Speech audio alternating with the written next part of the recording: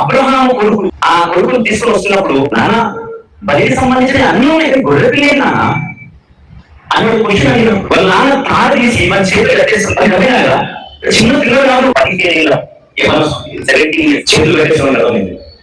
బలి పశువు ఆ గొర్రెలు అడిగినా, నాన్న నువ్వు మొట్టమొదటిసారి బలిపీఠం దగ్గరికి చేరడం వల్ల అప్పుడు నీ గర్భంలో ఉన్నాడా, అప్పుడే నేను కూడా సమర్పించేస్తున్నా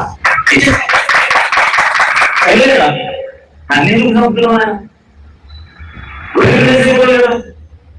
పైసలు కదా, నువ్వు ధనవంతుడు కదా. సమర్పణ కమిట్మెంట్ ఇక్కడ రావాలి. అబ్రహాము కొడుకు ఆ కొడుకును తీసుకొని వస్తున్నప్పుడు నాన్న బలికి సంబంధించిన అన్ని ఉన్నాయి, గొర్రె పిల్లే నాన్న అని క్వశ్చన్ అడిగాడు. వాళ్ళ నాన్న తాడు తీసి మన చేతులు కట్టేసి కదా, చిన్న పిల్లలు కాదు, 17 చేతులు కట్టేసి ఉండదు.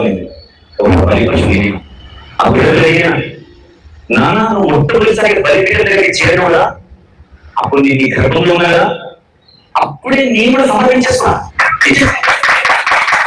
కదా, అన్ని సంవత్సరం పైసలు కదా, నువ్వు ధనవంతుడు కదా. సమర్పణ కమిట్మెంట్ ఇక్కడ రావాలి. అబ్రహాము కొడుకు ఆ కొడుకును తీసుకొని వస్తున్నప్పుడు నాన్న బలికి సంబంధించిన అన్ని ఉన్నాయి, గొర్రె పిల్లే నాన్న అని క్వశ్చన్ అడిగాడు. వాళ్ళ నాన్న తాడు తీసి మన చేతులు కట్టేసి కదా, చిన్న పిల్లలు కాదు, 17 చేతులు కట్టేసి ఉండదు. బలి పశువు ఆ గొర్రెలు అడిగినా, నాన్న నువ్వు మొట్టమొదటిసారి బలిపీఠం దగ్గరికి చేరడం వల్ల అప్పుడు నీ గర్భంలో ఉన్నాడా, అప్పుడే నేను కూడా సమర్పించేస్తున్నా కదా, అన్ని సంవత్సరం పైసలు కదా, నువ్వు ధనవంతుడు కదా. సమర్పణ కమిట్మెంట్ ఇక్కడ రావాలి. అబ్రహాము కొడుకు ఆ కొడుకును తీసుకొని వస్తున్నప్పుడు నాన్న బలికి సంబంధించిన అన్ని ఉన్నాయి, గొర్రె పిల్లే నాన్న అని క్వశ్చన్ అడిగాడు. వాళ్ళ నాన్న తాడు తీసి మన చేతులు కట్టేసి కదా, చిన్న పిల్లలు కాదు, 17 చేతులు కట్టేసి ఉండదు.